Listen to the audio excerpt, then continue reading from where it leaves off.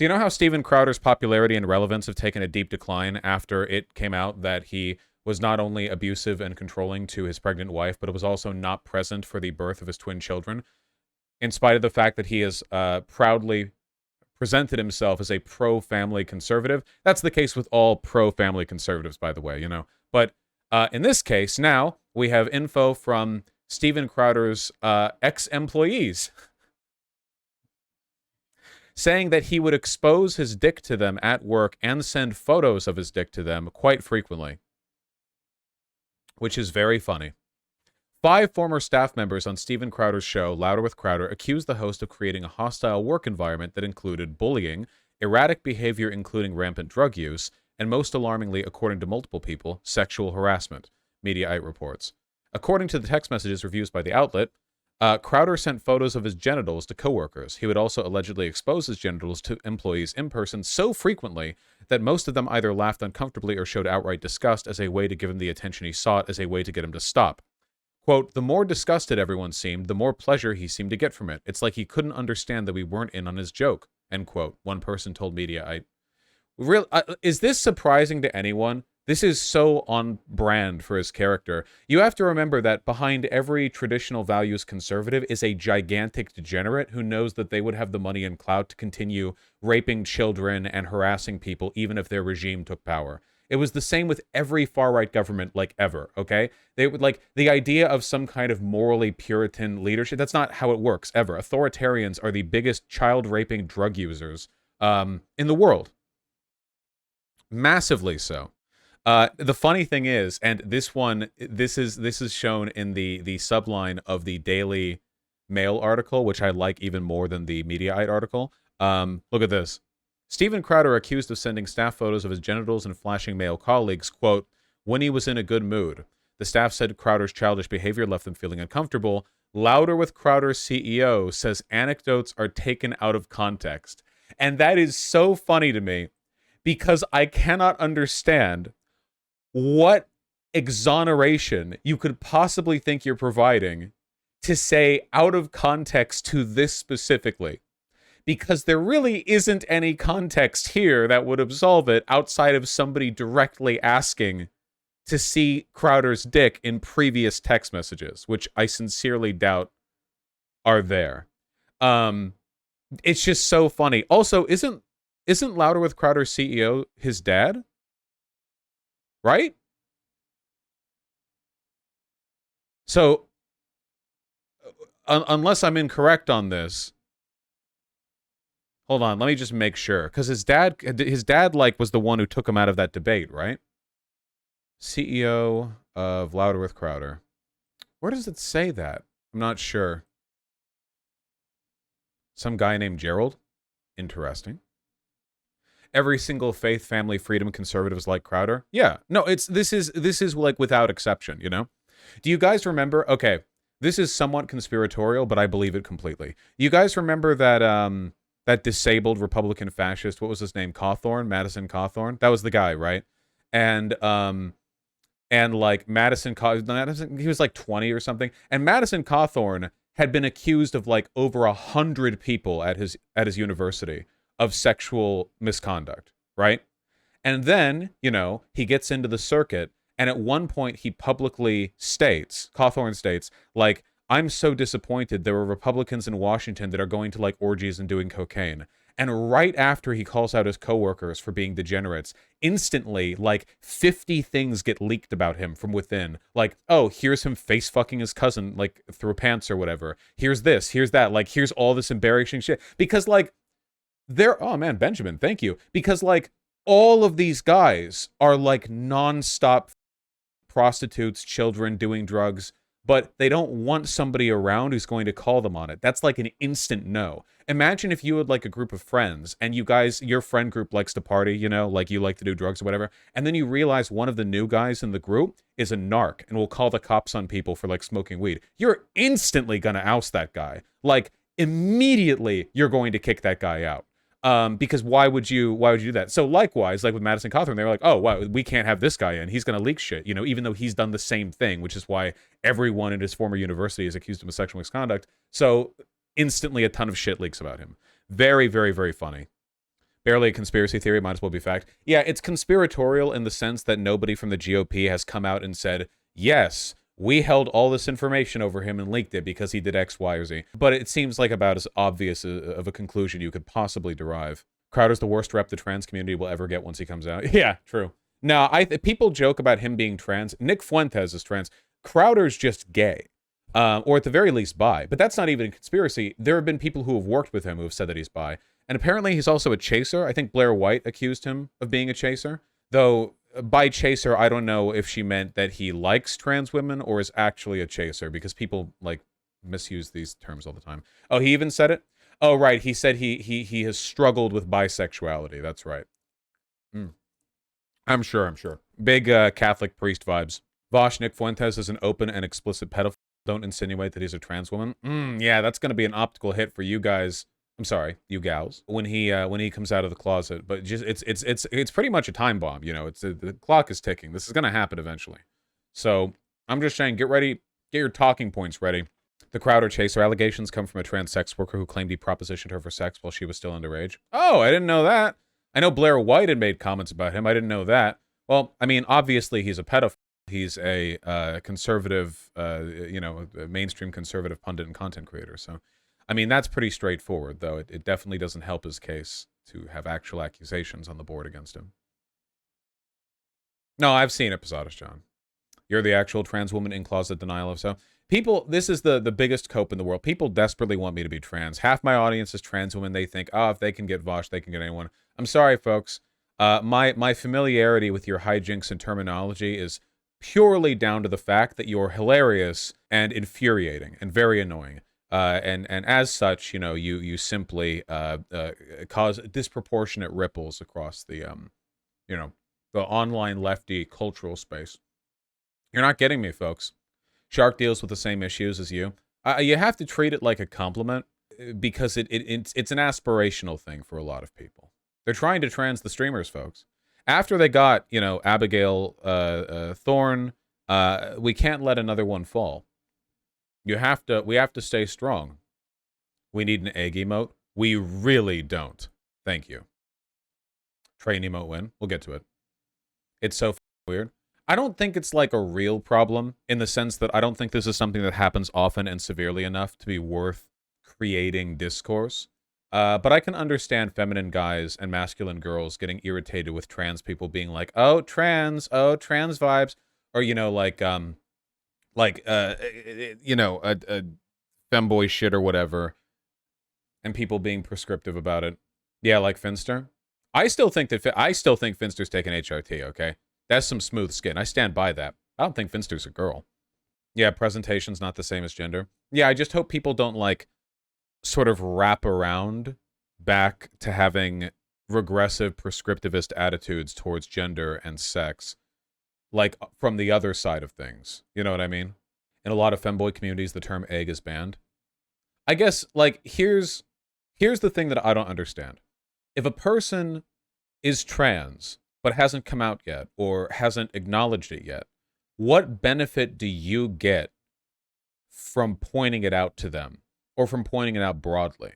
If one was just to be accepting of their identity and encouraging if they express interest in some kind of identity or presentation or something, is that not enough? What additional benefit do you get out of going? Because you can never know if you're right. And even then, even if a person was an egg, I have a feeling being told that would be quite patronizing, right? Because it's not like they've never thought about the issue before. They probably even if they're going to come out as trans later, they probably thought about it, but then thought well, not that. And then somebody runs up being like, well, you like this band and you wear these clothes, so you're an egg, haha, egg, or whatever. And it's I feel like maybe this is just me because I'm stubborn or whatever. I feel like that would just make me more sure that I wasn't, just because I'd feel I don't know, kind of irritated that other people were being so presumptuous when it came to my identity. But I don't know. Vosh, that's exactly what happened to me before I came out. Yeah. Yeah, I guess oh man, my perspective on this is really, really skewed because trans people talk about gender way the too much. You should shut up more, frankly, I think, in my personal opinion. If you're familiar enough with very basic sociological analysis to understand that gender is an arbitrary construct, And every trans person should. That's like day one, right? Fairly arbitrary. I think you could realize all that and come to the conclusion that at most gender is kind of like an aesthetic or a block of associated traits that no real human perfectly adheres to. But man, the way some trans people, not just trans people, by the way, cis het people talk about gender nonstop. They just do it in ways that are kind of folded into regular discourse. So this is not just a trans person thing. However, just man, trans people sometimes make engagement with that side of things like their whole identity, and I feel like it's really counterproductive. Because if the idea is like free flowing or free form or open expression of and engagement with these norms and tropes and traits, to do so to the point where you're overcommitting to it seems like it would erect the same barriers both around yourself and around other people that other people would have in like non-progressive spaces, if that makes any sense. I guess what I'm saying is that like if there are like 50 billion expectations for what it means to be a trans chick or whatever, then you're kind of creating walls around that in the same way that cis normativity would cause people to sort of doubt the possibility of moving outside of that boundary. I don't know. They have to defend it so much it ends up becoming a large part of their personality. Yeah, and I get that. I understand that. It seems like an understandable consequence of that kind of bother, but it's just I don't know. Some people with there was this one tweet that really got me. Remember when Kat Black accused you of engaging in eggy behavior in her DMs? No, I don't remember her saying that. Did she really? Why does everyone want me to transition? I don't understand it. I'm not going to, thanks to you being annoying, Flashy Job. I saw your previous messages. Because of your hips? Ah, that's right. That must be why. She did in her tweet thread. I feel like that's really weird. Does anyone else feel like that kind of speaks to old school misogyny in a way? It's like, because she lied about me all in that tweet thread, and then it's like, oh, while engaging with Vosh previously, let me delegitimize what he's saying through the implication that there's some kind of psychological hang-up underlying the engagement that we had. Which I don't even remember what I talked with her about back in like 2019. I don't even remember. Apart from, I'm sure she was very impressed by my gigantic,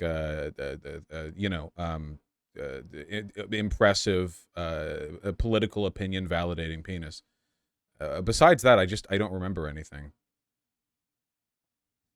Her saying you sexted was crazy. Imagine if that was Flip Lamau. Yeah, literally.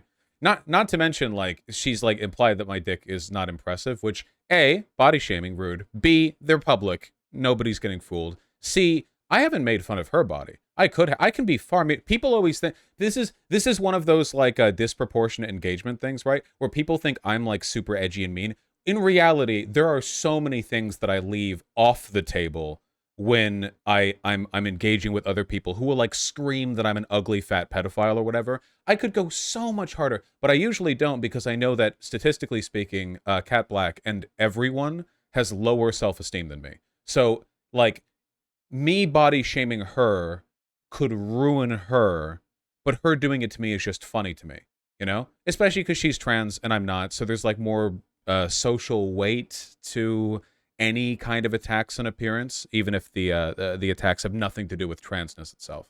But it is a double standard. That is true.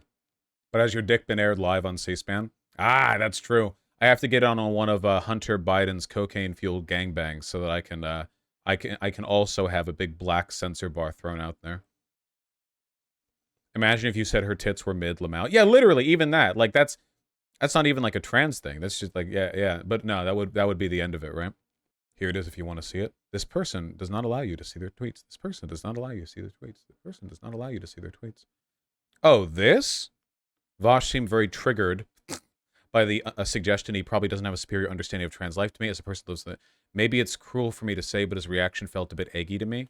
Oh, this wasn't in reference to us sexting in the past. This was in reference to just me saying I know more about trans issues than a lot of trans people, which I do. I have no idea how that's eggy, though. It's eggy to say you know more about trans issues than a dumbass trans woman, I guess. Eggy to know things? Well, that's true, because trans women have high IQs, right? Anyway, I don't know why we got back to this. I was just talking about trans people. Isn't it sexist to insist the only reason you're emotional is because you're actually a woman? True. We've cycled right back around to the beginning, folks. Right back around, you know? Oh yeah, this guy acted emotional with me when I, attacked him out of nowhere. So it's probably because he's actually a woman in the closet, an egg, delusional, self-harm, mentally ill, and a woman, therefore irrational, hysterical even. Many such cases. Well, it's the belief of people like Kat Black that being a minority means you're born with genetic knowledge of like sociology, which is very strange to me. She's the same one who said that she thinks that Candace Owens would have better takes on black issues than like a white leftist or something like that. That was Kat Black, wasn't it? Or Kat Black said a version of that. Maybe somebody else said a different version of that. I forget. There are a number of left-leaning content creators who have said something in that ballpark. She did? Okay, yeah, she explicitly said that, by the way. That wasn't like an implication. She explicitly said that. I guess she thinks that, I don't know, if she thinks there's like a bump on the skull that makes black people instantly have like a bachelor's degree in sociology, but that's kind of racist, I think, in my opinion. I think that everyone is born a dumbass. Very egalitarian in that respect. Am I a bad person for having a tough time being open-minded about Z and Zer pronouns? You don't have to politically agree with the viability of neopronouns, but I don't think there's much utility in ignoring them when you're talking to somebody who wants you to use them. You know? I don't know. Just think of it like somebody who insists on being called by a nickname of their choosing, right? Like maybe somebody's name's Alex, but like they would prefer to be referred to as, I don't know. It's yeah. Like maybe you can think they're being annoying about it in some cases, like if the nickname they come up with is kind of dumb or annoying or stupid or long, but whatever. I feel like somebody would really have to annoy me for me to not want to engage with their like preferred pronouns or gender stuff. Like they'd have to be acting in bad faith almost. You know what I mean? Like, oh yeah, well my pronouns are like, and then it's like 50 syllables or something. So, okay, well, am I a bad person for forgetting people's pronouns? Nope. I forget people's pronouns all the time, which is why I usually call people by they, them, unless I know for absolute sure that they're one or the other, or something or this or that. But I forget all the time. Am I a bad person for liking Vosh? Yes. I just wish people didn't think about gender that much, you know? Like, we think about it a lot as a natural consequence, social biases and the importance that's put into it. But and you have to acknowledge that with trans people, they have to care about their gender identity because they're defending it, right? You can't be laissez-faire about the identity of trans people when it's something that's under attack, you know? A position of neutrality or ambivalence on that subject in this context is harmful. But at the same time, right, it's usually because the thing that's at issue isn't really the identity itself. It's the underlying respect and social privileges that go along with it. Like, if you think about it, misgendering a trans person is bad. But it's not bad because the the different pronoun hurts them or whatever, right? Like, if there's a trans woman and you he him her, well, he him isn't like an offensive set of terms. Obviously, the harm there is like, well, there's a mismatch, but there are mismatches in terminology and identity all the time when we refer to people. What makes these ones special is that transphobia and the denial of people's identities when they're trans, it goes beyond just the incident of disengagement from the preferred identity, right? Saying that a trans woman is a man is not the same as a person with a nickname being referred to by their non-nickname, if that makes any sense. The identifier is like a code or a signal for something else. You know what I mean? There's something more meaningful underneath that that's actually of import here. And usually it has to do with the idea that trans people are mentally ill or degenerate or that the systems of self-engagement that they participate in and acknowledge are completely illegitimate. And as a product of that, they don't benefit from these other things. But there is something specific there. Mosh, there's nothing wrong with liking your gender, though. I didn't choose it. I like being a guy. No, there's nothing wrong. There's a difference between liking what you are or what you do or what you have. That's all fine. But for me, the question is, do you like the gender identity or do you like the things associated with it? Because the gender identity was something we came up with. But I imagine if you were born in a world with no such identities, you would still like the underlying traits, if that makes any sense. Like, if you like being a guy because you like these ascriptions of confidence or of charisma, of strength, of power, of all the stuff we associate with guys generally, even if we didn't have a concept for what a guy is, those traits would still exist, and you could like those traits. And that's fine, you know? But there's usually like these additional prescriptive things that get added on. Like, do I like the idea of being a strong person? Well, sure I do. Yeah, that's nice. Of course, women can be strong, right? But nobody tells women that they can't be, except people do. Actually, there's a long-standing trend of socially conservative movements that try to disempower women in a social, economic, and political sense. So actually, there is kind of a pushback there, right? But if you overtook that and then argued, well, okay, well, you know, we associate strength with men, but women can be strong too. Well, then is strength even a masculine trait anymore? Most people would say yes, but even people who say that women can be strong too would probably also argue, well, yeah, sure. And what does that mean by strength? Physical strength? Okay, sure, maybe that's more of a man thing on average, but should I get more into the habit of asking for pronouns? No. If people want you to know their pronouns, they can damn well tell you. In my experience, most trans people don't like being asked that. You wouldn't come up to me and ask me for my pronouns. At least nobody ever has in my entire life. But if you saw somebody who looked more ambiguous, you might. And if you do that, you're telling them that you have identified that they're probably not cisgender. Yeah, it's like you're telling them they've been clocked. So yeah, if you want to know theirs but don't want to ask, share your pronouns, or just let them tell you. You know, honest. I've always been of the opinion if there's like a boy motor at your party and you've been he/himming her and she hasn't corrected anyone, that's her fault, not yours. You didn't make her boy mode. You didn't make her not tell anyone. This is a personal problem she's going to have to get over. It's not your responsibility. Or yeah, you can refer to people by their name in lieu of knowing. Thoughts on Pikmin 4? I like it, but I have some complaints. I'll talk about it when I'm finished with the game. Wouldn't it be worse if you misgender the first time rather than asking? No, okay, again, just in my opinion or experience, I don't think so. Also, you don't really gender a person when talking to them directly, right? Like if you're at a party or an event and you go up to somebody, hey, what's up? How you doing? You having a good time? Oh, what's your name? We don't use gendered pronouns for like second person pronouns. At least not directly, maybe to others, but you know what I mean? I feel like you can usually pick up on this in context. This isn't an issue I've had very much, and I knew plenty of trans people. What's her name? Yeah.